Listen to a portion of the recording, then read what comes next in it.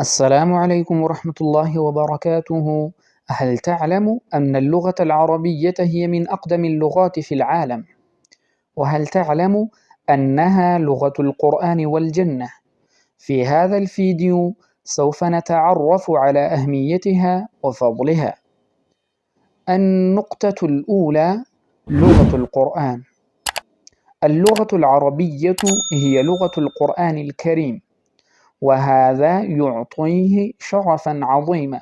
قال الله تعالى: أعوذ بالله من الشيطان الرجيم، بسم الله الرحمن الرحيم، إنا أنزلناه قرآنا عربيا لعلكم تعقلون.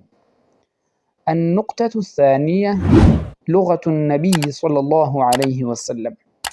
كانت اللغة العربية لغة النبي محمد صلى الله عليه وسلم، وهي اللغة التي بلغ بها رسالة الإسلام إلى العالم. النقطة الثالثة: لغة العلم والحضارة. في العصور الإسلامية كانت اللغة العربية لغة العلم والفلسفة والطب والرياضيات، وقد ترجمت كتب كثيرة إلى العربية، وكانت مركز العلم في العالم.